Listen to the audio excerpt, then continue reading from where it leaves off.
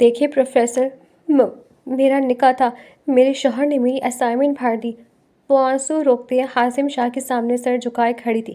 پوری کلاس کی نظریں اس پر تھیں جبکہ حازم اسے سرد نظروں سے گھور رہا تھا۔ وہ جانتا تھا سامنے کھڑی لڑکی سچ کہہ رہی ہے کیونکہ حازم شاہ ہی اس کا شوہر تھا اور اسائنمنٹ اس نے ہی پھاڑی تھی۔ ہو گئے بہانے، ناؤ آؤٹ، آئندہ میری کلاس میں نظر نہ آؤ۔ حازم دھاڑا تو وہ روتی ہوئی کلاس سے باہر نکل گئی۔ وہ لائبریری میں بیٹھی تھی جب اس کا کلاس فیلو علی اس کے برابر میں بیٹھا۔ تم پریشان مت ہو، میں تمہارے سارے لیکچر سمجھا دوں گا، وہ مسکرا کر کہہ رہا تھا جبکہ وہاں سے گزرتا حازم یہ منظر دیکھ کے جبڑے بھیج۔ امی آپ ایسا کیوں کر رہی ہیں؟ مہوش روتے ہوئے اپنی ماں سے بولی تھی جو سنگ دل بنی بیٹھی تھی۔ مہوش، میں نے تمہیں کالج اس لیے نہیں بھیجا تھا کہ تم وہاں کسی کو پسند کر بیٹھو، وہ سخت لہجے میں بولی تھی۔ لیکن امی، کسی کو پسند کرنا غلط نہیں ہے اور ہم نے کبھی حد پار نہیں کی، یہاں تک کہ ہم بات بھی نہیں کیا کرتے تھے۔ وہ سنت کے مطابق مجھ سے نکاح کرنا چاہتے اور میں اس سے… وہ بھی بول ہی رہی تھی کہ اس کی ماں نے بیڈ سے اٹھتے اپنے سامنے کھڑی اپنی دوسری بیٹی کو غصے بھری نظروں سے دیکھا۔ مہوش، بس بہت ہوا، تمہاری شادی حازم سے ہی ہوگی، تمہارے بابا طے کر چکے ہیں۔ امی آپ ایک دفعہ اس سے مل تو لیں، وہ اچھا انسان… بس، وہ غصے سے بلند آواز میں بولی۔ مہوش وہیں چپ ہو گئی۔ تمہیں کالج پڑھنے کے لیے بھیجا تھا، نہ کہ یاریاں لڑانے کے لیے، اس لیے اب تمہاری شادی قاسم سے ہی ہوگی۔ امی آپ غلط کر رہی ہیں، میں بابا سے خود بات کروں گی۔ کہ کیا بات کرو گی بے حیا لڑکی؟ وہ اسے بازو سے پکڑتی بولی۔ تم میں شرم یا لحاظ ہے جو اپنے باپ سے خود اپنی شادی کی بات کرو گی؟ امی آپ سمجھ… اس نے روتے پھر کچھ بولنا چاہا لیکن اس کی ماں نے یہ کوشش بھی ناکام بنا دی۔ مجھے کچھ نہیں سننا، میں بات کرتی ہوں تمہارے بابا سے کہ جلد از جلد تمہاری شادی کر دی جائے۔ مجھے قاسم بھائی سے شادی نہیں کرنی، وہ احتجاجاً بولی۔ تمہیں جس سے کرنی ہے وہاں ہو نہیں سکتی، وہ بھی دو بدو بولی۔ کیوں نہیں ہو سکتی امی؟ آخر کیا وجہ ہے آپ میری شادی میرے پسند کے لڑکے سے نہیں کر سکتی؟ تمہاری اس بے شرمی کی وجہ سے ہمارے خاندان میں جو بدنامی ہوگی اس کا کچھ اندازہ ہے تمہیں؟ اگر خاندان والوں کو پتہ چلا کہ تم کالج میں پڑھنے کے بجائے کسی لڑکے کے عشق میں پڑ گئی ہو تو وہ تھو تھو کریں گے ہم پر، تمہارے باپ کی عزت دو کوڑی کی رہ جائے گی۔ امی میں اس کے ساتھ بھاگ نہیں رہی اور نہ ہی اپنی عزت کا سودا کیا ہے، وہ عزت سے شادی کرنا چاہتے تو کیا مسئلہ ہے؟ وہ جھنجھلائی تھی۔ بس مہوش، میں کہہ چکی ہوں جو مجھے کہنا تھا، تمہاری شادی جلد از جلد قاسم سے ہی کی جائے گی۔ وہ بولتی کمرے سے جانے کے لیے پلٹ گئی۔ آپ کو خاندان کی پرواہ ہے مگر اپنی بیٹی کی خوشیوں کی نہیں، وہ پیچھے سے چلائی تھی لیکن وہ انسنا کرتے چلی گئی۔ مہوش وہیں بیٹھتے رونے لگے۔ مہوش اب فرسٹ ایئر کی طالبہ تھی۔ سیکنڈ ایئر میں اس سے ایک لڑکے نے پرپوز کیا تھا جس کا جواب اس نے ہاں میں دے دیا تھا۔ وہ دونوں کلاس فیلوز تھے مگر دونوں اپنی حدوں سے واقف تھے، اس لیے صبر سے انتظار کرتے رہے۔ اب وہ لڑکا چاہتا تھا کہ ان کی شادی ہو جائے، اس لیے وہ اپنا رشتہ بھیجنا چاہتا تھا، مگر جب مہوش نے اپنی ماں کو اس بارے میں بتایا تو انہوں نے ہنگامہ کھڑا کر دیا تھا اور پھر کل ہی اس کا رشتہ اس کے تایا کے بڑے بیٹے حازم سے طے کر دیا گیا تھا۔ یہ شاہ ولا تھا۔ شہروز اور شیراز صاحب ایک ہی گھر میں رہتے تھے۔ شہروز صاحب بڑے تھے، ان کے دو بچے تھے، ایک قاسم شاہ جو کہ ایک پروفیسر تھا، دوسری طیبہ شاہ تھی جو ابھی پڑھ رہی تھی۔ شہراز صاحب کی دو بیٹیاں تھیں، بڑی بیٹی ماریہ شاہ تھی جس کی پڑھائی مکمل ہوتے ہی شادی کر دی گئی تھی، اور چھوٹی بیٹی مہوش شاہ تھی جو ابھی بھی ایس اے کے فرسٹ ایئر سیمسٹر میں تھی۔ شہروز صاحب کی بیوی نور بیگم اور شہراز صاحب کی بیوی ترنم بیگم دونوں بہنیں تھیں، اس لیے دونوں میں بہت اچھا اتفاق بھی تھا۔ بچپن سے ہی نور بیگم نے قاسم کے لیے مہوش کو مانگ رکھا تھا، جس کا علم نہ قاسم کو تھا نہ مہوش کو تھا، لیکن بڑے صبرازی تھے۔ اب جب مہوش نے اپنی پسند کا بتایا تو ترنم ہونچکار گئی تھی۔ رات تک ترنم بیگم اپنے شوہر سے بات کر چکی تھی اور ساتھ ہی نور بیگم سے بھی، اس لیے سب بڑوں نے مل کر طے کیا تھا کہ اس اتوار کو دونوں کا نکاح کر دیتے ہیں۔ قاسم جب یونیورسٹی سے واپس آیا تو نور بیگم کو اپنے انتظار میں کمرے میں بیٹھا پایا۔ وہ انہیں اپنے کمرے میں دیکھتے حیران ہوا۔ ممی سب ٹھیک ہے؟ وہ بولتے ان کے پاس بیٹھا۔ ہاں قاسم بیٹا سب ٹھیک ہے، تم سے بات کرنی تھی اس لیے انتظار کر رہی تھی۔ وہ اسے دیکھتے مسکراتے بولی۔ جی کہیے، میں سن رہا ہوں۔ میں نے اور تمہارے بابا نے اس اتوار کو تمہارا نکاح طے کر دیا ہے مہوش کے ساتھ۔ اپنی ماں کی بات سنتے وہ حیران نظروں سے انہیں دیکھنے لگا۔ میرا نکاح مہوش سے؟ ممی وہ مجھ سے کافی چھوٹی ہیں۔ کہاں چھوٹی ہے قاسم؟ تم 26 کی ہو اور مہوش 19 کی۔ ممی ہمارے درمیان 7 سال کا فرق ہے، آپ نے سوچا بھی کیسے؟ قاسم یہ بچپن سے طے تھا کہ تمہاری شادی مہوش سے ہی ہوگی، اب قدرت سخت لہجے بولی تھی۔ اگر ایسا تھا تو مجھے کیوں نہیں معلوم تھا؟ ہم نے یہی سوچا تھا کہ وقت آنے پر تم دونوں کو بتا دیا جائے گا۔ اب وقت آ چکا ہے اور ہم سب نے اتوار کو تم دونوں کا نکاح طے کر دیا ہے۔ کیا مہوش راضی ہے؟ ظاہر سی بات ہے کہ راضی ہے، اگر وہ راضی نہ ہوتی تو ترنم حامی بھرتی کیا؟ ان کی بات سنتے وہ چپ ہو گیا، انہیں سمجھ نہیں آ رہا تھا کہ کیا کہے۔ دیکھو قاسم، یہ 6-7 سال کا فرق کچھ زیادہ نہیں ہے، پہلے وقتوں میں 10-15 سالوں کا فرق ہوتا تھا۔ وہ پہلے وقتوں میں ہوتا تھا ممی، یہ ہمارا وقت ہے اور ہم میں کافی فرق ہے۔ عمر کے علاوہ بھی ہم دونوں ایک دوسرے سے کافی مختلف ہیں۔ آپ جانتی ہیں کہ میں سنجیدہ سا بندہ ہوں، جبکہ وہ بہت شرارتی ہے، بالکل بچوں جیسی۔ بالکل قاسم، شوہر کو سنجیدہ ہی ہونا چاہیے اور بیوی کو ہنسمکھ اور شرارتی ہونے میں فرق ہوتا ہے ممی۔ قاسم، تم مجھے انکار کر رہے ہو؟ وہ فوراً آنکھوں میں نمی لاتی بولی۔ ان کی نم آنکھیں دیکھتے وہ شرمندہ ہوا۔ نہیں ممی، میں انکار نہیں کر رہا، بس کہہ رہا ہوں کہ ہمارا کوئی جوڑ نہیں ہے۔ وہ ان کے ہاتھوں کو اپنے ہاتھوں میں لیتے بولا۔ تمہارے کہنے کا صاف مطلب انکار ہے۔ ممی، ابھی مہوش چھوٹی ہے، اسے تھوڑا بڑا ہو لینے دے، پھر کر لوں گا اس سے شادی، اس لیے ابھی نکاح رہنے دے۔ اس کی بات سنتے ان کا چہرہ خوشی سے کھل اٹھا۔ ابھی بس نکاح ہی ہوگا، رخصتی اس کی پڑھائی مکمل ہونے کے بعد ہی ہوگی، تو پھر نکاح بھی تبھی رکھ لیتے۔ وہ بس کسی طرح ٹالنا چاہتا تھا۔ نہیں، نکاح کی تقریب اتوار کو ہی سر انجام ہوگی۔ وہ بولتے اٹھ گئی۔ میں تمہارے بابا کو بتاتی ہوں۔ وہ بولتے چلی گئیں۔ پیچھے قاسم نے گہرا سانس لیا۔ رات سب سے نظر بچاتے وہ قاسم کے کمرے کے باہر کھڑی تھی، دستک دیتے انتظار کرنے لگی۔ آ جاؤ۔ اندر سے قاسم کی آواز آئی۔ وہ دھڑکتے دل سے اندر داخل ہوئی۔ قاسم مہوش کو دیکھتے حیران ہوا، اسے امید نہیں تھی اس کے اپنے کمرے میں آنے کی، اس لیے کتاب رکھتے اٹھ بیٹھا۔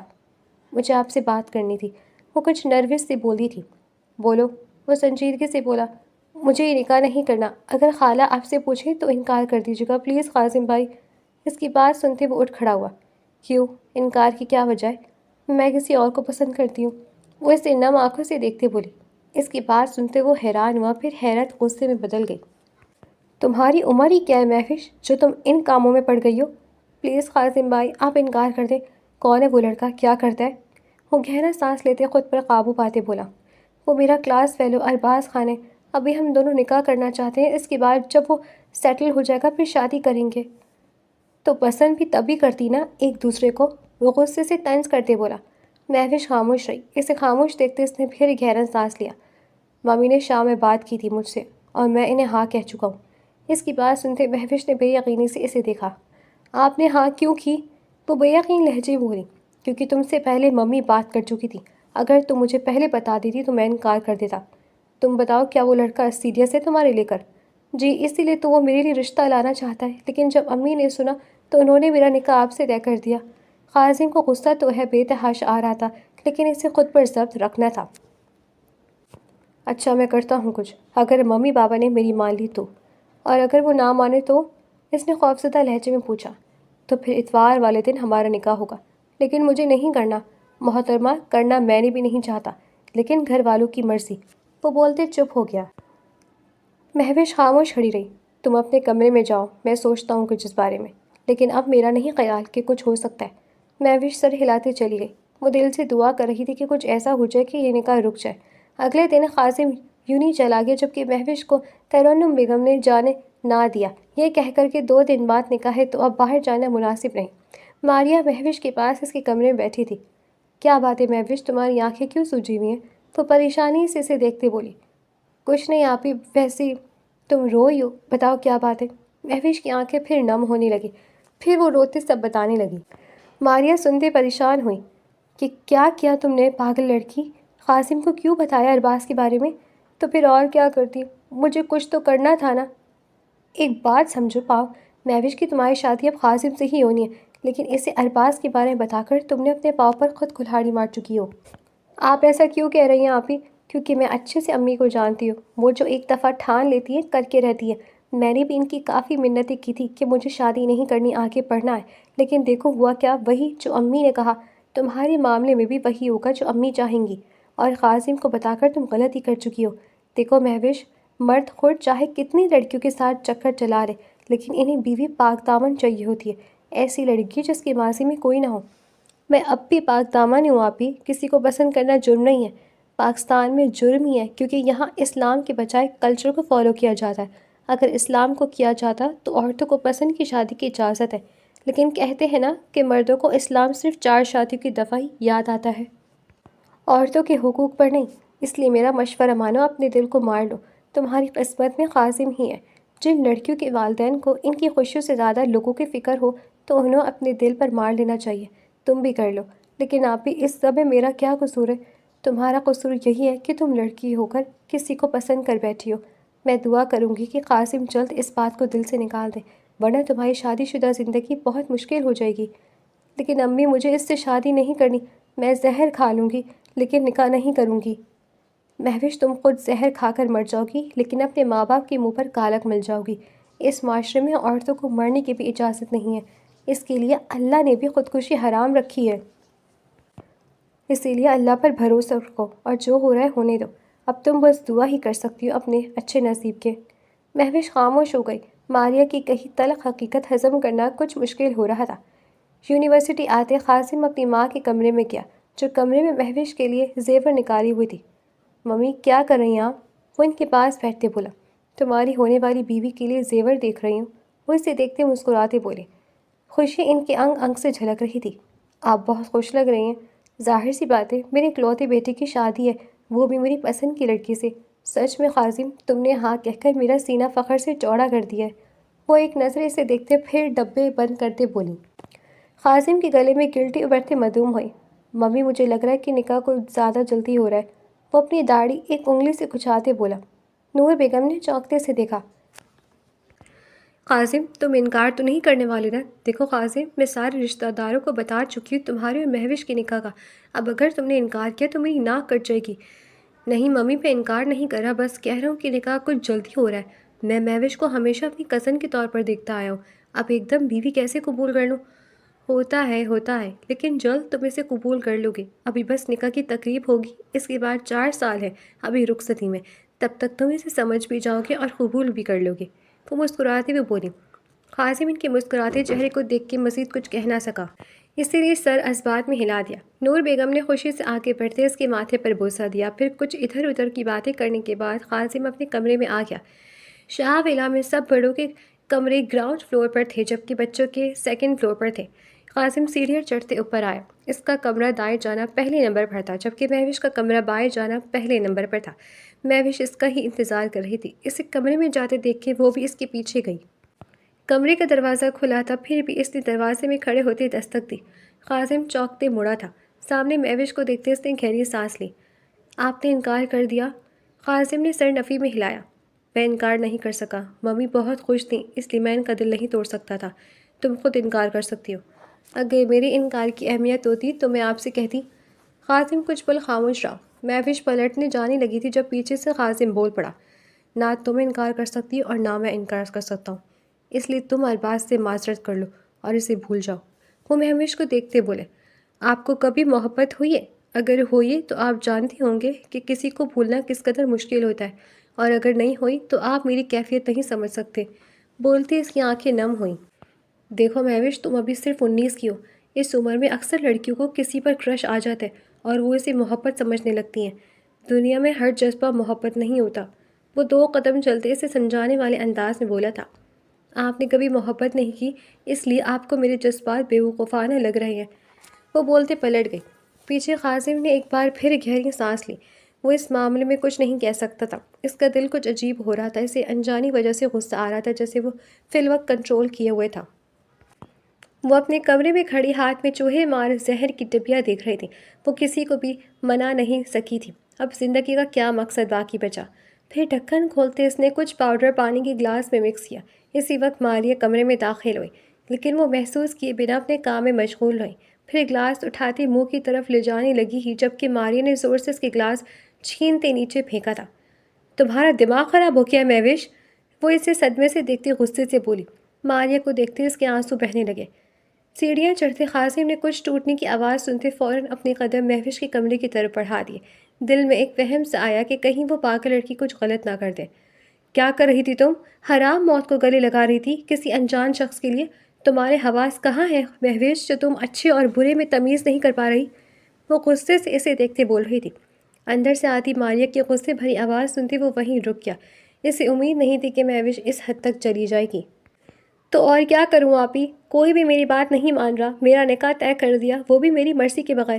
مہوش قاسم اچھا انسان ہے، وہ تمہیں آپ ہی، میں نے کب کہا کہ وہ برے ہیں؟ میں جانتی ہوں کہ وہ بہت اچھے ہیں، لیکن میرا دل کسی اور کو چاہتا ہے آپ ہی۔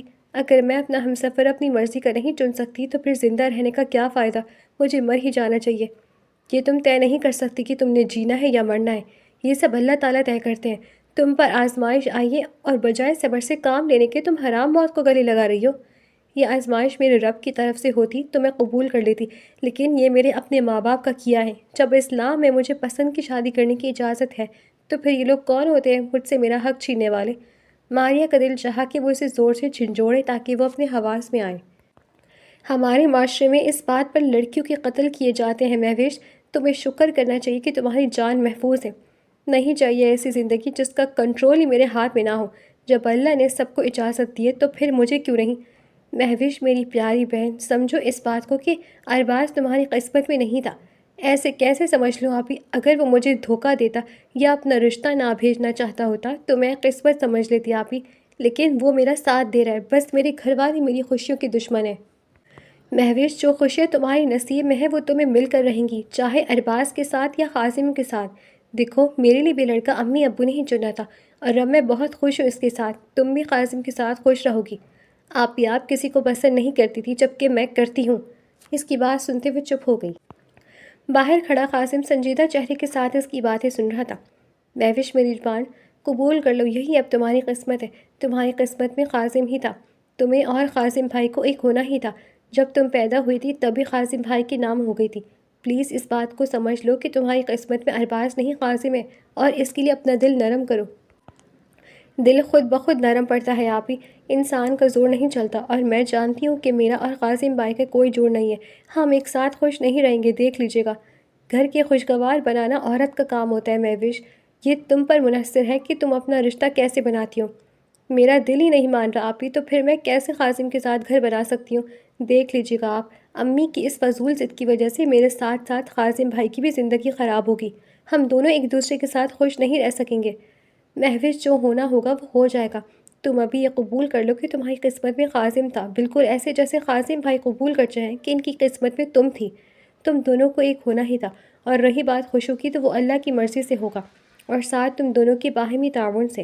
اگر تم دونوں ایمانداری سے اپنا رشتہ بناؤ گے تو اس میں برکت اور سکون اللہ ڈال دے گا۔ آپ ہی، میں کہاں سے ایمانداری لاؤں؟ میرے دل میں کوئی اور ہے، پھر میں کیسے اپنی زندگی میں کسی اور کو شامل کر لوں؟ تم ابھی بس قاسم کو اپنا شوہر قبول کر لو، دیکھ لینا نکاح کی طاقت سے تمہارے دل سے ارباز کا خیال نکل جائے گا۔ پھر جب 4 سال بعد تمہاری رخصتی ہوگی تم ہنسی خوشی قاسم کو اپنی زندگی میں شامل کر لو گی۔ میری ایک بات یاد رکھنا مہوش، کہ کبھی کبھی ہم اپنی محبوب چیزوں سے دور ہو جاتے ہیں صرف اس لیے کہ وہ ہمارے لیے اچھی نہیں ہوتی۔ تمہارے لیے قاسم ہی بہتر تھا، اس لیے تمہارا رشتہ اس لیے بنا۔ اور رہی بات ارباز اور تمہارے دل کی، تو مجھے یقین ہے کہ قاسم کا رویہ تمہارا دل بدل دے گا۔ عورت کو اگر عزت ملے، محبت ملے، وہ بھی اپنے محرم سے، تو پھر وہ کیوں اس سے محبت نہیں کرے گی؟ اسلام میں میاں بیوی کی محبت کو مقدس سمجھا جاتا ہے، تو بلا وجہ تھوڑی سمجھا جاتا ہوگا۔ اسی لیے خودکشی کا خیال نکال دو، بس کچھ دن صبر کر جاؤ، پھر دیکھ لینا تمہارا دل بدلنا شروع ہو جائے گا۔ بس نکاح کے وقت قاسم کو سچائی کے ساتھ اپنانا، دل میں جگہ بنانے کی ذمہ داری اس کی اپنی ہے۔ مہوش ان کی بات سنتے چپ ہو گئی۔ وہ کچھ قائل ہو گئی تھی، لیکن دل ابھی بھی ارباز کے لیے تڑپ رہا تھا۔ آپ ہی، اگر ارباز کبھی میرے دل سے گیا ہی نہ تو چلا جائے گا۔ میں جانتی ہوں کہ قاسم بہت اچھا انسان ہے، اس کے رویے کی وجہ سے تمہارے دل سے ارباز نکل جائے گا۔ اور اگر قاسم کا رویہ اچھا نہ ہوا تو مطلب کہ اس نے مجھے تنگ کیا یا پریشان کیا تو، اور وہ ارباز کے بارے میں بھی جانتا ہے، اگر اس نے مجھے تانے دینے شروع کر دیے تو۔ بیوی کو ماضی کا تانا دینے والے مرد کمظرف ہوتے ہیں، جبکہ قاسم کمظرف مردوں میں سے نہیں ہے۔ بس تم اس کے ساتھ مخلص رہنا۔ دل میں کوئی اور ہو تو مخلص کیسے رہوں؟ میں نے کہا نا کہ قاسم کے اچھے رویے کی وجہ سے تم ارباز کو بھول جاؤ گی، تب تم یاد کرو گی کہ تم کس قدر بیوقوف تھی جو کسی غیر کے لیے اپنی جان لینے والی تھی۔ مہوش خاموش رہی، اتنا تو وہ بھی جانتی تھی کہ وہ اپنی امی کے مخالف نہیں جا سکتی۔ قاسم خاموشی سے واپس پلٹ گیا۔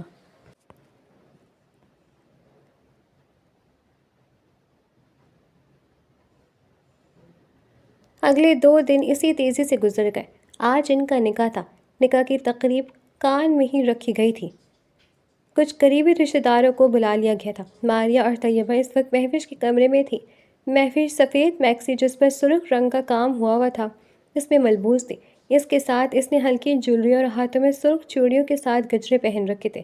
مہوش کی رنگت سفید تھی، نقش دلکش تھی۔ اس وقت پارٹی میک اپ کیے خوبصورت لگ رہی تھی۔ ماریہ اور طیبہ اس کے پاس بیٹھی باتیں کر رہی تھیں جبکہ وہ بے دلی سے بیٹھی تھی۔ اس کا دل چاہ رہا تھا کہ سب برباد کر دے، لیکن افسوس وہ کچھ نہیں کر سکتی تھی۔ کچھ ہی دیر میں مولوی صاحب اندر آئے، ساتھ شہروز صاحب، شیراز صاحب اور نور بیگم اور ترنم بیگم بھی۔ مہوش نے ایک شکوہ کنہ نظر اپنی ماں پر ڈالی، لیکن وہ مسکراتے نظر انداز کرتے نور بیگم کی طرف متوجہ ہو گئی۔ وہ کسی اور سے کیا کہتی جب اس کی ماں ہی اس کی دشمن بنی بیٹھی تھی۔ وہ اس وقت یہی سوچ رہی تھی کہ اس کے ساتھ اس کا غصہ بھی بڑھتا جا رہا تھا۔ کچھ ہی دیر میں وہ خازم کے نکاح میں جا چکی تھی۔ نکاح کی کچھ دیر بعد اسے باہر لان میں خازم کے برابر بٹھایا گیا۔ طیبہ کو فوٹوگرافی کا شوق تھا، اس لیے وہ ان کی تصویریں بنا رہی تھی۔ کبھی انہیں مسکرانے کا کہتی تو کبھی انہیں ایک دوسرے کی طرف دیکھنے کا کہتی۔ مہوش کی نم سرخ آنکھوں کو دیکھتے اسے غصے کے ساتھ ساتھ افسوس بھی ہوا۔ نکاح کے بعد وہ یکدم ہی اس پر اپنا حق سمجھنے لگا تھا۔ شاید یہی نکاح کی طاقت ہوتی کہ انسان نہ چاہتے بھی دوسرے پر اپنا حق سمجھنے لگتا ہے، چاہے وہ شوہر ہو یا بیوی۔ طیب ابھی بس کرتے ہیں، خازم اسے روکتے بولا۔ لیکن بھائی ابھی میں نے 5-6 ہی تصویریں بنائی ہیں، باقی بعد میں بنا لینا، ابھی جاؤ ممی کے پاس، انہیں کسی کی مدد کی ضرورت ہو سکتی ہے۔ خازم کی بات سنتے وہ منہ بناتے چلے گئے۔ اب اسٹیج پر وہ دونوں اکیلے رہ گئے، وہ دونوں ہی خاموش تھے۔ کچھ دیر یوں نہیں گزری جب خازم نے رخ موڑتے مہوش کو دیکھا جو سنجیدہ سی سامنے دیکھ رہی تھی۔ اس نے رخ واپس موڑ لیا۔ مہوش محسوس کر چکی تھی لیکن پھر بھی سامنے دیکھتی رہی۔ اس وقت اس کا دل بہت بوجھل ہو رہا تھا۔ وہ ابھی سب سے اکیلے ہو جانا چاہتی تھی۔ مجھے کمرے میں جانا ہے، یا گھٹن ہو رہی ہے۔ تو سامنے دیکھتے خازم سے بولی، کیا اسے میرے ساتھ گھٹن محسوس ہو رہی ہے؟ وہ دل ہی دل میں بولا، اسے برا لگا تھا۔ پھر سر جھٹکتے اس نے طیبہ کو اشارہ کیا۔ جی بھائی، تو پاس آتے بولی، مہوش کو روم میں چھوڑا۔ لیکن کیوں؟ وہ حیران ہوئی۔ میری طبیعت ٹھیک نہیں ہے اس لیے، مہوش بولتے اٹھ گئی۔ نکاح کی تقریب ختم ہوتے ہی سب مہمان واپس روانہ ہو گئے جبکہ گھر والے لاؤنج میں اکٹھے ہو گئے۔ میرے خیال میں ہمیں خازم بھائی اور مہوش کو بات کرنے کا موقع دینا چاہیے۔ ان دونوں کا اتنی جلدی نکاح ہو گیا، یقیناً ایک دوسرے سے بات نہیں کر پائے ہوں گے۔ ماریہ سب کو دیکھتے بولی۔ ماریہ یہ مناسب نہیں ہے، ترنم بیگم اسے گھورتے ٹوکتے بولی۔ کیوں مناسب نہیں ہے؟ ابھی تو دونوں کا نکاح ہوا ہے اور ماریہ کی بات بالکل ٹھیک ہے، دونوں کو بات کرنی چاہیے تاکہ یہ دونوں ایک دوسرے کو سمجھ سکیں۔ نور بیگم بولی۔ شہروز صاحب اور شیراز صاحب خاموش رہے۔ ممی میرے خیال میں اس کی ضرورت نہیں ہے، ہم دونوں بچپن سے ایک دوسرے کو جانتے ہیں۔ خازم بولا۔ پہلے کزنز کی طرح جانتے تھے لیکن اب آپ دونوں میاں بیوی ہو اور نکاح کے بعد بات کرنا رسم سمجھا جاتا ہے۔ ماریہ بولی۔ نئے زمانے کے نئے رسم و رواج۔ خازم بیٹا تم چلے جاؤ، شہروز صاحب بولے۔ خازم گہری سانس لیتے اٹھ گیا، پھر سیڑھیاں چڑھتے اوپر مہوش کے کمرے کے سامنے آیا۔ دروازے پر دستک دیتے وہ اندر داخل ہوا۔ مہوش بیڈ پر بیٹھی ایک فائل کھولے بیٹھی تھی۔ وہ اب عام کپڑوں میں ملبوس تھی۔ اسے عام کپڑوں میں دیکھتے وہ ذرا حیران نہ ہوا، اسے یہی امید تھی۔ پھر چلتے بیڈ کے سامنے کھڑا ہو گیا۔ کرنے کو کوئی بات تھی نہیں جو دونوں کرتے۔ آپ کو کوئی کام تھا؟ مہوش بولی۔ رسم ہے کہ نکاح کے بعد میاں بیوی کو بات کرنی چاہیے تاکہ دونوں ایک دوسرے کو سمجھ سکیں، بقول ماریہ کے۔ وہ اسے دیکھتے سنجیدگی سے بولا۔ مہوش نے ہلکے سے سر اس بات میں ہلایا۔ یقیناً ماریہ جان کر ایسا کیا تھا کہ دونوں کے دلوں میں محبت پیدا ہو سکے۔ شاید وہ جانتی نہیں تھی کہ ایک ملاقات میں محبتیں پیدا نہیں ہوتی۔ کیا کر رہی تھی؟ وہ فائل دیکھتے بولا۔ آپ نے جو اسائنمنٹ دی تھی وہی بنا رہی تھی۔ اسائنمنٹ کا سنتے اس کا پروفیسر والا موڈ آن ہوا۔ دکھاؤ، وہ بولتے اس سے کچھ فاصلے پر بیٹھ کر فائل پکڑی۔ مہوش جانتی تھی کہ اب وہ اس کی اسائنمنٹ میں نقص نکالے گا، اس لیے اسے گھورنے لگی تھی۔ یونیورسٹی میں پہلی اسائنمنٹ میں بھی خازم نے اسے کم نمبر دیے تھے، اب بھی اسے یقین تھا کہ کم نمبر ہی لگیں گے۔ پہلے 2 صفحے دیکھتے اس نے مہوش کو دیکھا۔ یہ سب کیا ہے مہوش؟ اس کو اسائنمنٹ کہتے ہیں؟ اتنے آسان الفاظ؟ تم بی ایس کر رہی ہو اور اس لیول میں ہم اتنے آسان بچوں والے الفاظ استعمال نہیں کرتے، تھوڑے وزنی الفاظ استعمال کرتے ہیں۔ وہ جانتی تھی کہ وہ نقص نکالے گا۔ میں جانتی تھی کہ آپ کوئی نقص ضرور نکالیں گے، اس نے بولتے فائل واپس کھینچی۔ میرے علاوہ اگر کسی دوسرے پروفیسر کی ایسی اسائنمنٹ بناؤ گی تو وہ 0 نمبر دیں گے۔ آپ نے بھی 5 میں سے 2 ہی دیے تھے۔ وہ فائل بند کرتے بولی، جبکہ تمہاری اسائنمنٹ 2 نمبر والی بھی نہیں تھی، 0 بنتا تھا، میں نے پھر بھی 2 دیے تھے۔ اس کی بات سنتے مہوش نے اسے صدمے سے دیکھا۔ میری اسائنمنٹ اچھی تھی، آپ نے جان بوجھ کر ایسا کیا تھا۔ میں جان بوجھ کر نمبر کیوں کاٹوں گا؟ اب تم خود دیکھو۔ اس نے بولتے اس کی فائل دوبارہ کھولی۔ اب یہ پڑھو۔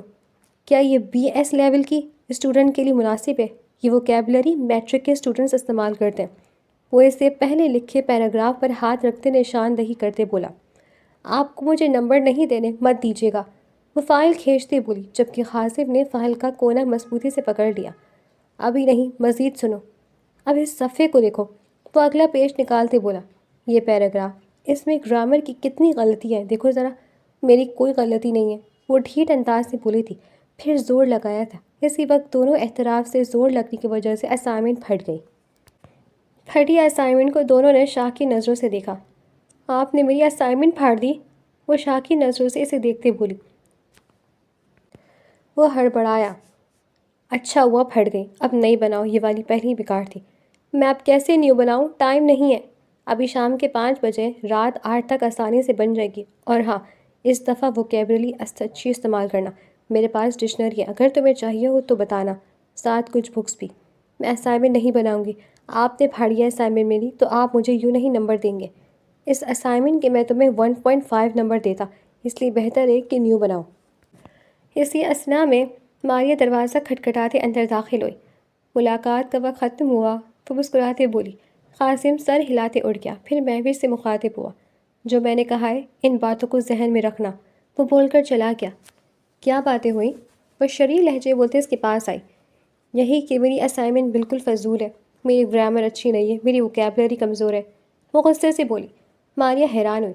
کیا مطلب؟ کیا تم دونوں اسائنمنٹ کے بارے میں بات کر رہے تھے؟ اور کس بارے میں بات کرتے؟ یہاں تک کہ انہوں نے میری اسائنمنٹ بھی پھاڑ دی اور کہا کہ میں رات تک نیو بنا لوں اور اس میں اچھی ووکیبلری استعمال کرو۔ ماریہ نے سر پر ہاتھ رکھا۔ پاگل لڑکی، میں نے قاسم کو اس لیے بھیجا تھا کہ تم اسے ارباز کے بارے میں کلیئر کر دو اور اسے یقین دلاؤ کہ تم اسے بھولنے کی کوشش کرو گی۔ میں کیوں یقین دلاؤں؟ اسے اگر یقین کرنا ہے تو کرے، نہیں کرنا تو نہ کرے۔ وہ غصے میں بولی تھی، پھر اپنی اسائنمنٹ کو افسوس بھری نظروں سے دیکھا۔ وہ نئی اسائنمنٹ نہیں بنائے گی، یہ تو طے تھا۔ ماریہ نے بے ساختہ اپنے ماتھے پر ہاتھ مارا۔ اس لڑکی کو وہ مزید نہیں سمجھا سکتی تھی۔ اگلے دن ماریہ نے بھی چلے جانا تھا۔ وہ سب ناشتے کی ٹیبل پر ایک ساتھ بیٹھے تھے۔ قاسم بیٹا، اب سے مہوش ڈرائیور کے بجائے تمہارے ساتھ جائے گی، شہرو صاحب بولے۔ وہ کیوں بابا؟ وہ حیران ہوا۔ مہوش بھی کھانا چھوڑتے انہیں دیکھنے لگی۔ کیونکہ مہوش اب تمہاری ذمہ داری ہے۔ جی بابا۔ وہ ایک نظر مہوش کو دیکھتے بولا، پھر سب ناشتہ کرنے لگے۔ کچھ دیر بعد وہ ماریہ سے ملتے قاسم کے ساتھ فرنٹ سیٹ پر بیٹھی۔ ماریہ نے کچھ دیر تک چلے جانا تھا، اس لیے وہ ابھی مل چکی تھی۔ دونوں اپنی اپنی کلاسز میں مصروف تھے۔ قاسم کے لیکچر سے پہلے ان کا فری لیکچر تھا، اس لیے وہ کیفے جا رہی تھی۔ اس کی ابھی تک کسی سے زیادہ دوستی نہیں ہوئی تھی، اس لیے وہ زیادہ وقت اکیلے ہی رہتی تھی۔ کیفے کے راستے میں کوئی اس کے سامنے آن کھڑا ہوا۔ ارباز کو دیکھتے وہ حیران ہوئی۔ مہوش، کیا سچ میں تمہارا نکاح ہو چکا ہے؟ کل نکاح سے پہلے اس نے ارباز کو آخری میسج کیا تھا، اس کے بعد اس نے ارباز کو بلاک کرنے کے ساتھ اس کا نمبر بھی ڈیلیٹ کر دیا تھا، انسٹا سے بھی انفالو کر دیا تھا، الغرض ہر جگہ سے بلاک کر دیا تھا۔ ہاں۔ وہ نظریں فرش پر جمائے بولی۔ کیوں؟ جب میں نے کہا تھا کہ میں رشتہ لانا چاہتا ہوں تو پھر کیوں نکاح کیا؟ اسی اثنا میں قاسم بھی وہیں آ گیا۔ وہ مہوش کو کسی لڑکی کے ساتھ دیکھتے حیران ہوا۔ میرے گھر والے نہیں مانے تھے ارباز، ان کے کہنے پر مجھے قاسم سے نکاح کرنا پڑا۔ تو تم انہیں منا لیتی نا؟ میں نے بھی تو منا لیا تھا اپنے گھر والوں کو۔ ارباز، تم بھی جانتے ہو کہ ماں باپ بیٹی کی پسند کا سنتے خوش ہوتے ہیں، جبکہ بیٹی کی پسند کا سنتے ہنگامہ مچا دیتے ہیں، عزت کا رونا رونے لگتے ہیں۔ یہی میرے ساتھ بھی ہوا ہے۔ میں نے بس امی کو بتایا تھا تمہارے بارے میں، لیکن انہوں نے میرا زبردستی نکاح کروا دیا، اس ڈر سے کہ کہیں میری پسند کی شادی ان کی عزت پر داغ نہ لگاتے۔ بولتی اس کی آنکھیں نم ہوئی تھیں۔ کہنا آسان تھا، لیکن ایک ہی دن میں بھول پانا ناممکن تھا۔ قاسم اس کی بات سنتے جبڑے بھیج چکا تھا۔ وہ ابھی ان کی کلاس لینے ہی جا رہا تھا۔ مہوش کی بات سنتے اس کا دماغ گھوما تھا۔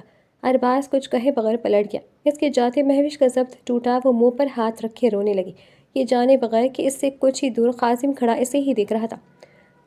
اگر رونے کا شغل ختم ہو گیا ہو تو کلاس میں چلیں۔ اپنی بیوی کو کسی اور کے لیے روتے دیکھے کسی غصے نہیں آئے گا، اور وہ بھی بمشکل اپنے غصے کو کنٹرول کرتے دھیمی آواز میں بولا۔ قاسم کی آواز سنتے اس نے چونکتے سر اٹھایا، اسے سامنے دیکھتے اس سے جلدی سے اپنے آنسو صاف کیے۔ تمہاری کلاس کا ٹائم ہو گیا ہے، کلاس میں چلو، وہ بولتے آگے بڑھا۔ مہوش اس کے پیچھے چلنے لگی۔ حاضری کے بعد اب اسائنمنٹس چیک ہونے لگی تھی۔ اپنی باری پر اٹھتے وہ ڈائس کے قریب گئی۔ آپ کی اسائنمنٹ کا ہے مس مہوش؟ نہیں ہے، وہ سر جھکائے بولی۔ اس کے غصے میں مزید اضافہ ہوا۔ اس کے کہنے کے باوجود اس نے اسائنمنٹ نہیں بنائی تھی، یہاں تک کہ قاسم نے رات کو طیبہ کے ہاتھ بکس بھی بھجوائی تھی جن سے وہ اسائنمنٹ ریڈی کر سکتی تھی۔ کیوں نہیں بنائی آپ نے اسائنمنٹ؟ وہ ہلکے غصے سے بولا۔ دیکھیے پروفیسر، میرا نکاح تھا، میرے شوہر نے میری اسائنمنٹ پھاڑ دی۔ بولتے اس کے آنسو آنے لگے تھے۔ کچھ پہلے کوئی ارباز سے ملاقات کا اثر تھا، کچھ ابھی قاسم کے غصے کا۔ ہو گئے بہانے، ناؤ آؤٹ، آئندہ میری کلاس میں نظر نہ آؤ۔ وہ غصے سے اونچی آواز میں بولا تھا۔ یقیناً وہ رات کو ارباز کے ساتھ مصروف رہی ہوگی، اس لیے ہی اسائنمنٹ نہیں بنائی ہوگی۔ اس کے دماغ میں یہ سوچ چل رہی تھی۔ مہوش نے آنسو سے بھری آنکھوں سے اسے دیکھا، پھر پلٹتے کلاس سے نکل گئی۔ سب اسٹوڈنٹس ایسے ہی دیکھ رہے تھے۔ اسے کلاس سے جاتے دیکھ کے اسے مزید غصہ چڑھا۔ اسے سمجھ نہیں آ رہی تھی اسے غصہ کس وجہ سے آ رہا ہے۔ پھر چند پل گہرے سانس لیتے اس نے خود پر قابو پایا، پھر کلاس شروع کرتے آج کا ٹاپک سمجھانے لگا۔ اس کا لیکچر 1.5 گھنٹے کا تھا۔ مہوش لائبریری آ گئی تھی۔ وہ اکثر وہیں بیٹھ کر اردو ناولز پڑھا کرتی تھی اور کبھی کبھی وہ فلاسفی بھی پڑھتی تھی۔ کلاس ختم ہوتے ان کی کلاس کا CR لائبریری آیا۔ مہوش کو اکیلے بیٹھے دیکھ کر وہ اس کے ساتھ بیٹھا۔ وہ اچھا لڑکا تھا، جانتا تھا کہ آج سر نے بے فضول غصہ کیا تھا۔ تم پریشان نہ ہونا، میں تمہارے سارے لیکچر سمجھا دیا کروں گا، وہ مسکراتے بولا۔ مہوش اسے دیکھتے ہلکا سا مسکرائی۔ بہت شکریہ علی، لیکن مجھے اس کی ضرورت نہیں پڑے گی۔ قاسم بھی مہوش کو ڈھونڈتے لائبریری آیا تھا۔ علی کی بات سنتے اس نے جبڑے بھیجے تھے۔ مس مہوش، آج کے لیکچر کے نوٹس لے لیجیے گا، اور معذرت، میں کچھ زیادہ غصہ کر گیا تھا، وہ ان کی کرسی کے پیچھے کھڑا ہوتے بولا۔ قاسم کی بات سنتے وہ دونوں کھڑے ہوئے۔ مہوش کی سجی آنکھیں دیکھتے وہ سمجھ گیا کہ کلاس سے باہر آنے کے بعد وہ کافی روئی تھی۔ مجھے ضرورت نہیں آپ کے نوٹس کی، میں نیٹ سے دیکھ لوں گی، وہ نظر جھکائے بولی تھی۔ اگر نیٹ سے ساری سمجھ ملنی ہوتی تو ٹیچرز کی ضرورت ہی کیوں پڑتی؟ مہوش، پروفیسر کے ساتھ جاؤ اور نوٹس لے لو۔ CR ہونے ناطے وہ چاہتا تھا کہ ان کی ناراضگی ختم ہو جائے۔ چلیے مس مہوش، قاسم بولتے پلٹ گیا۔ مہوش کو اس کے پیچھے جاتے دیکھ کے علی مسکرایا۔ چلو ان کی ناراضگی ختم ہوئی، پروفیسر فضول میں غصہ کر گئے تھے۔ وہ بڑبڑاتے واپس بیٹھ گیا۔ جب میں نے کہا تھا کہ دوبارہ اسائنمنٹ بنا لو تو بنائی کیوں نہیں؟ وہ اپنے آفس میں آتی اپنی چیئر پر بیٹھتے بولا۔ مہوش خاموش رہے۔ میں نے طیبہ کے ہاتھ بکس بھی بھجوائی تھی، پھر بھی کام کیوں نہیں کیا؟ میں نے کیا تھا لیکن آپ نے پھاڑ دی تھی۔ اسائنمنٹ پھر کیوں دوبارہ بناتی؟ قاسم نے دوبارہ گہرا سانس لیا۔ پھر گھڑی دیکھی، اس کے سارے لیکچرز ہو چکے تھے۔ تمہارا کون سا لیکچر رہ گیا؟ آج بس اتنے ہی تھے، چلو پھر گھر چلتے ہو، وہ اٹھتے بولا۔ وہ اس کے ساتھ جانا تو نہیں چاہتی تھی لیکن تایا جان نے اس کی ذمہ داری لگا دی تھی، اب مجبوری تھی۔ گاڑی خاموشی تھی۔ کچھ پل بعد مہوش اس خاموشی کو دیکھتے بولنے لگی۔ میں نے کل نکل سے پہلے ہی ارباز کو بلاک کر دیا تھا ہر جگہ سے۔ میں جانتی ہوں کہ آج یونی میں مجھے ارباز کے ساتھ دیکھتے آپ کو غصہ آیا تھا، لیکن وہ بس مجھ سے یہی کنفرم کر رہا تھا کہ کیا میرا سچ میں نکاح ہوا ہے۔ میں مانتی ہوں کہ آپ بھی وہ میرے دل میں ہیں، کیونکہ ایک ہی دن میں کسی کو اپنے دل سے نکالنا ناممکن ہے۔ میرے دل میں کون رہتا ہے، آپ یا ارباز، اس کا فیصلہ آپ کریں گے، میں نہیں۔ یہ آپ کا رویہ ہوگا جو طے کرے گا کہ میں کتنی جلدی موو آن کرتی ہوں اور آپ کو شوہر قبول کرتی ہوں۔ مجھے بس ارباز سے اپنا ہر تعلق ختم کرنا تھا، جو میں کر چکی ہوں، باقی آپ پر منحصر ہے۔ وہ کھڑکی سے باہر دیکھتے بول رہی تھی۔ اس کی بات سنتے قاسم تھوڑا سا شرمندہ ہوا۔ وہ غلط سوچ رہا تھا، اور آپ کو بھی مجھ سے یہ توقع نہیں رکھنی چاہیے کہ میں ایک ہی دن میں یہ سب قبول کر لوں گی، جبکہ میری مرضی ہی شامل نہیں تھی۔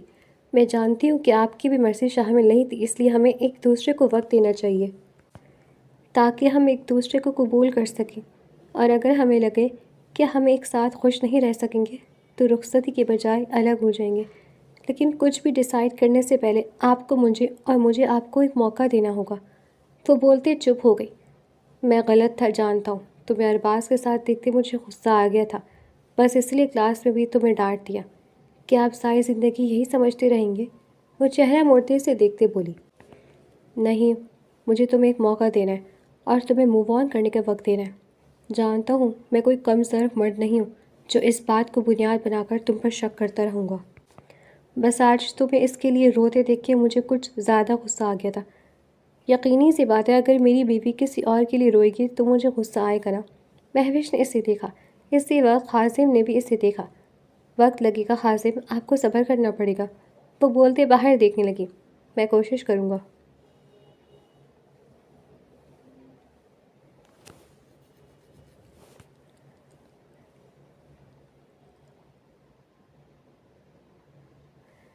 اگلا کچھ عرصہ سکون سے گزرا۔ وہ دونوں نارمل انداز میں ایک دوسرے سے ملتے تھے۔ یونیورسٹی میں بھی سب نارمل تھا۔ اب قاسم بھی اس پر دھیان دینے لگا تھا، خاص کر پڑھائی کے معاملے میں۔ وہ اس وقت لان میں بیٹھا مہوش کے ساتھ سر کھپا رہا تھا۔ مہوش، میں کہہ رہا ہوں نا کہ یہ ٹھیک نہیں ہے۔ وہ لیپ ٹاپ سامنے پڑی ٹیبل پہ رکھتے بولا۔ اس نے لیپ ٹاپ پر ایک فائل بنائی تھی تاکہ پھر اسے آگے سبمٹ کر سکے۔ پہلے 2 اسائنمنٹس لکھنے والی تھی لیکن یہ والی PDF میں کرنی تھی۔ کیوں نہیں ٹھیک رہے؟ سب کچھ تو ٹھیک ہے، دیکھیے ذرا، اور ساری ہیڈنگز اچھی ہیں، سارا مٹیریل اچھا ہے۔ اسے گھورتے بولی۔ قاسم نے پھر ایک دفعہ اسکرین پر دیکھا۔ اوہو، یہ مناسب نہیں ہے، کچھ غلط ہے، اس میں کچھ مسنگ ہے۔ اب کیا مسنگ ہے؟ وہ جھنجھلائے انداز میں بولی۔ وہ تقریباً 2 دفعہ فائل بنا چکی تھی لیکن قاسم کو اب بھی کچھ مسنگ لگ رہا تھا۔ تم اس میں کچھ کوڈز شامل کرو۔ قاسم، میں پہلے ہی 3 ایڈ کر چکی ہوں، مزید کرو، یہ کم ہے، اور کچھ ہیوی والی کرو تاکہ پتہ چلے کہ کوڈز ایڈ کیے۔ اللہ، وہ بے ساختہ کراہتے بولی، پھر اسے دیکھنے لگی جو اسے ہی دیکھ رہا تھا۔ ایک بات بتائیں، پوچھو، آپ مجھ سے کوئی ذاتی دشمنی نکال رہے ہیں نا؟ میں تم سے کون سی ذاتی دشمنی نکالوں گا؟ تم خود دیکھو، یہ ٹھیک نہیں ہے۔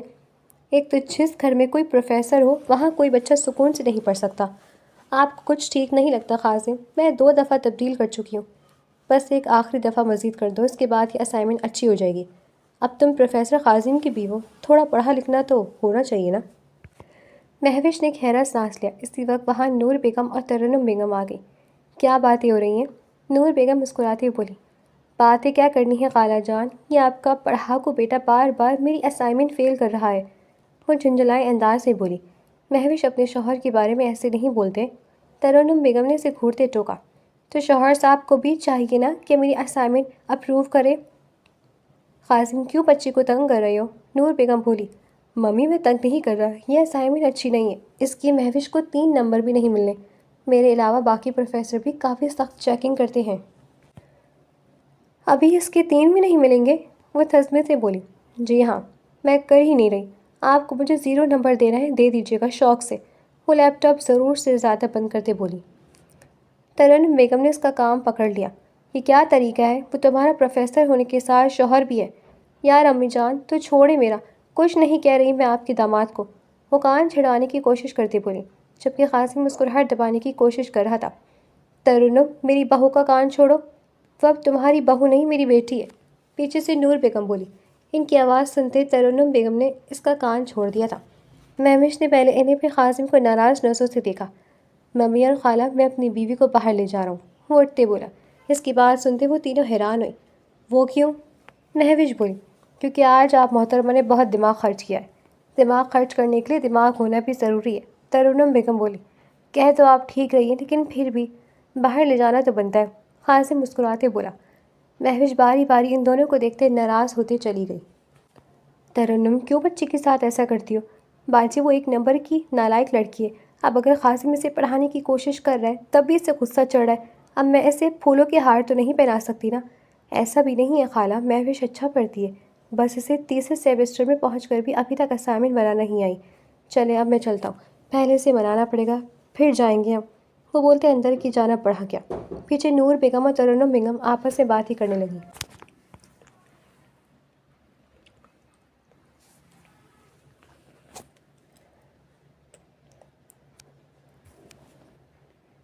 مہوش کمرے میں غصے سے بیڈ پر بیٹھی تھی۔ قاسم دروازہ کھٹکھٹاتے اندر داخل ہوا۔ نکاح کے بعد بھی اس کی عادت نہیں بدلی تھی۔ بے شک وہ اس کی بیوی تھی لیکن پرائیویسی اب بھی تھی۔ چلے مسز، تو مسکراہٹ دباتے بولا۔ اپنی کتابوں کے ساتھ جائیں۔ وہ غصے سے اسے دیکھتے بولی۔ بیوی کے ہوتے ہوئے کتابوں کے ساتھ جانے کی کیا ضرورت؟ وہ بولتے اس کے سامنے بیڈ پر بیٹھا۔ مجھے آپ سے کوئی بات نہیں کرنی، ابھی بھی جائیں نا، امی کے ساتھ مل کر میرا مذاق اڑائے۔ ہم بس مذاق کر رہے تھے، کوئی بھی سیریس نہیں تھا، سب جانتے ہیں کہ تم اچھا پڑھتی ہو، اسی لیے تو اتنا اچھا CGPA آیا ہے۔ آپ امی کے ساتھ مل کر ہمیشہ ایسے ہی کرتے اور تم ہمیشہ ہی غصہ ہو جاتی ہو، اس لیے آج میں کھانے کے ساتھ ڈھیر ساری شاپنگ بھی کروں گی۔ اگر آپ نے آئندہ کبھی امی کے ساتھ مل کر مجھے تنگ کیا تو آپ کا پورا بینک بیلنس ہی پی جاؤں گی۔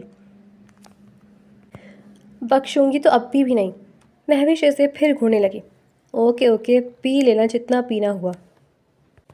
چلو ابھی چلتے ہیں ورنہ دیر ہو جائے گی، اور اگر شاپس بند ہو گئی تو تب بھی میری ہی غلطی ہوگی۔ بالکل، وہ اٹھتے ہوئے بولی، جبکہ خاصے مسکرا دیا۔